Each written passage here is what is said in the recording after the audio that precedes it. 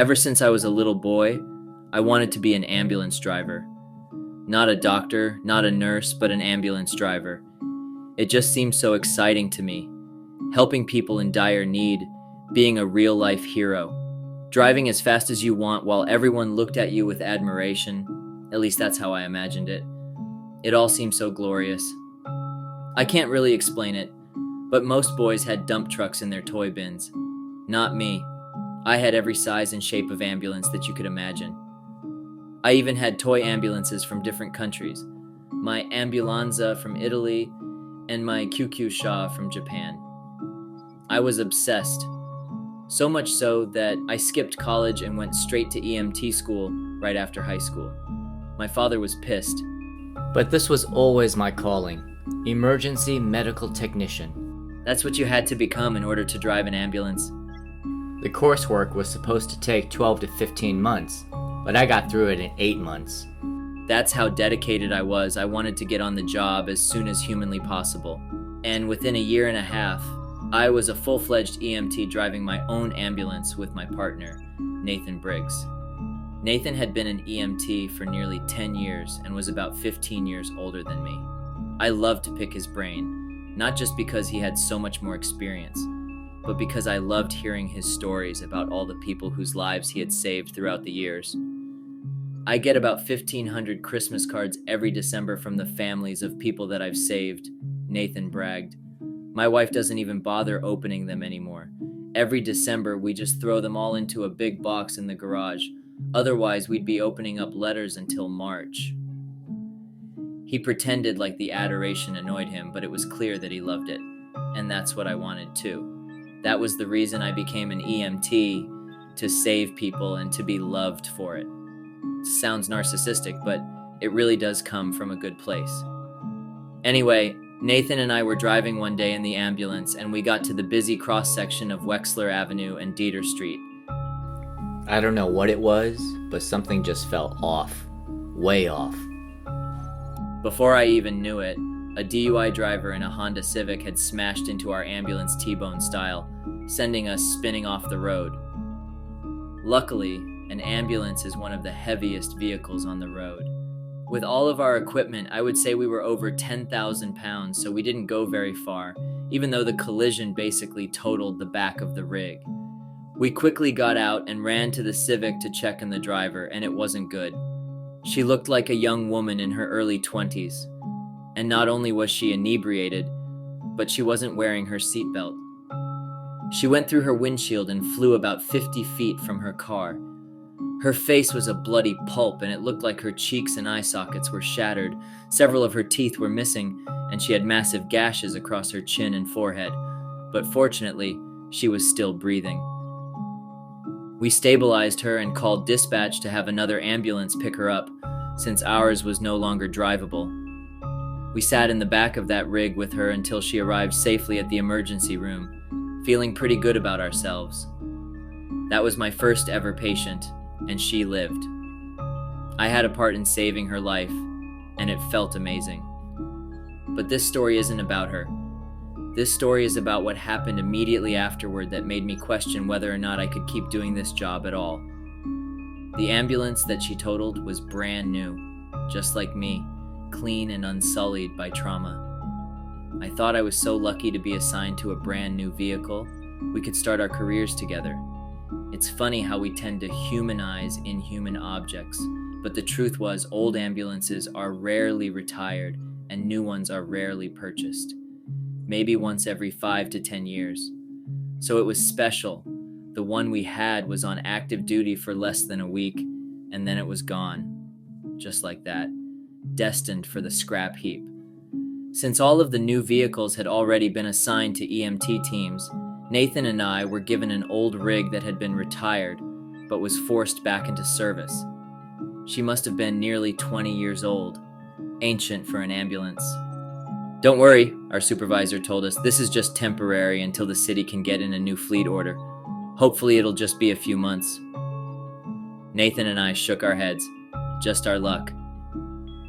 "One thing you notice about old rigs," Nathan would tell me, "is that they smell like death, and you can't escape it.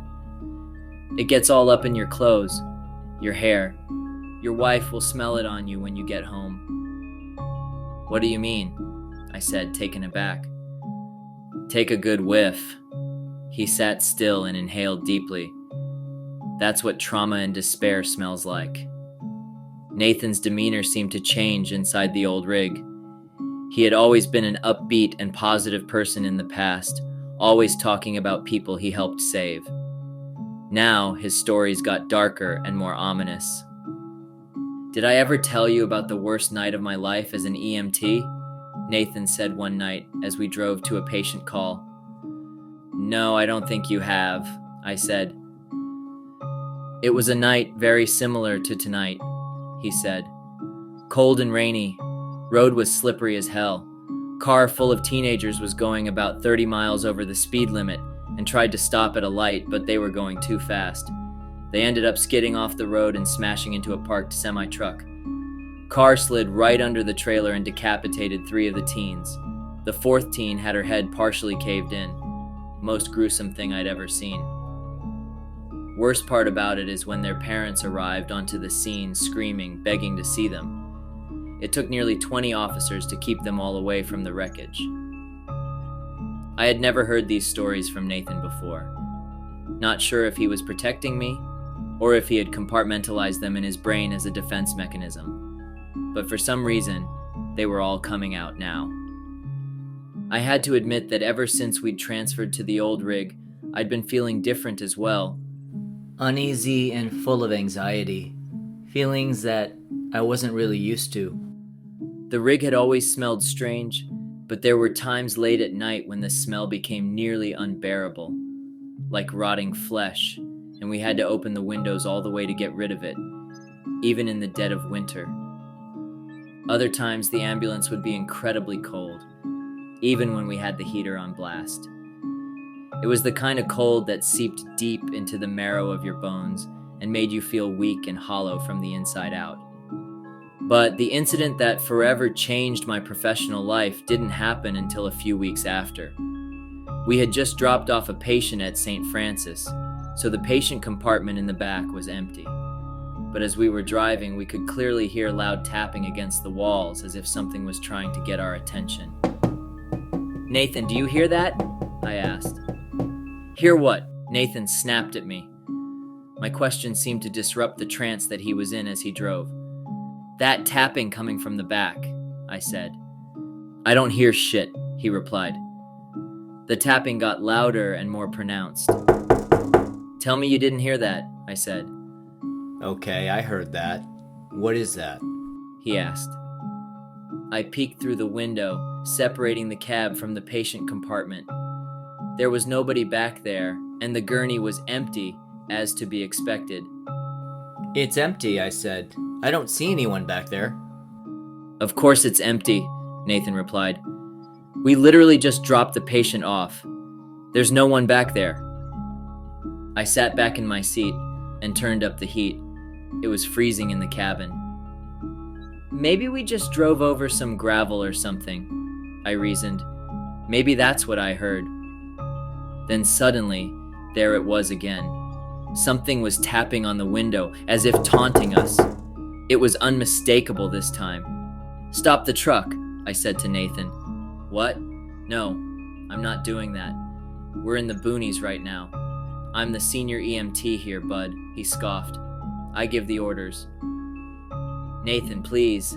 Something's going on back there," I begged. Reluctantly, Nathan pulled off the road onto the shoulder. We were in the middle of nowhere, just outside the city, and it was pitch black and freezing. "You're not coming with me?" I said, opening my door and stepping out into the cold. "You're the one that heard something," Nathan said. "Go check it out." Reluctantly, I shut the door and walked towards the patient compartment in back of the truck. As I reached for the door handle, I saw something moving back and forth through the window. It looked like a dark, amorphous figure. Quickly, I swung the door open, but there was no one there. "What the fuck?" I whispered to myself underneath my breath. I climbed up into the patient compartment and looked around.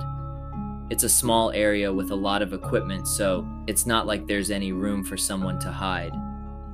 The old yellow light inside the compartment flickered as I looked around, examining every inch for a clue. As I moved around, I noticed something mushy and slippery underneath my feet. I looked down, and I could see maggots covering the floor, hundreds of them. Where the fuck did they come from? I was so startled that I slipped and fell onto my ass before bolting back up onto my feet and jumping out of the truck. "Hey, you okay back there?" Nathan shouted from the cab. "What's all that noise?" "Nathan, get out here. You've got to see this," I shouted as the patient door slammed behind me. Nathan ran out of the rig and stood next to me. "Well, what is it?" he said. "Look," I replied, pointing to the window of the closed double doors. "Look in the window." Nathan walked closer, squinting his eyes. "What the fuck am I looking for?" he asked. "Ain't nothing in there." Just as he said that, the black shapeless and faceless figure became visible through the window. It just hovered there, looking out at us. "Holy shit, I know you see that," I gasped. Nathan was silent for several seconds. "I see it, and I've seen this stuff before," he said calmly. What do you mean you've seen this before? I asked. "Kid, do you know how much suffering and death an ambulance sees throughout its time?" he asked. "All of those souls, lost inside this little compartment in the back of a truck. Those spirits get trapped." I don't believe in that shit, Nathan. Come on, man, I yelled back. "Yeah, those souls are trapped and desperate, and sometimes darker forces use that energy to manifest themselves through these lost souls," Nathan explained. "Nathan, what the fuck are you talking about?" I said desperately, my eyes still glued to the entity staring at us through the window. "Demons, kid. Demons," he repeated calmly. "The Reapers." The Reapers? That's not a demon. Fuck no! I screamed as I grabbed the door handle and violently jerked it open. "I got you, motherfucker!" I shouted. I looked around, but the compartment was totally empty. Whatever was there had suddenly vanished into thin air. What the? I said in shock. Suddenly, Nathan started breathing heavily until he doubled over, clutching his chest. He looked up at me, and I could see that he was trying to speak, but nothing was coming out. His eyes rolled up into the back of his head as he collapsed onto the cold, wet pavement, convulsing and gasping for air. It was cardiac arrest. He was having a massive heart attack. "Nathan!" I shouted, kneeling down next to him and rolling him over. His eyes were wide open with a look of dread across his face. He was still breathing, but struggling for air. Suddenly, the ambulance door again slammed shut loudly and violently, and every light in the ambulance started going on and off like a Christmas tree.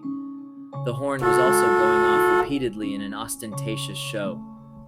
I began performing CPR on Nathan while simultaneously calling 911 for backup on my phone. But it was too late. I checked his pulse and there was none. He was gone, just like that in a matter of minutes. "What the fuck just happened?" I screamed. The ambulance lights and horn were still going off like fireworks as I got to my feet and angrily pounded on the door. What the hell did you do, demon? I demanded. Suddenly, everything stopped. The ambulance went completely dark and silent, almost as if someone had pulled the electrical cord on everything. I ran to the front cabin and tried to start the rig back up, but the battery was completely drained.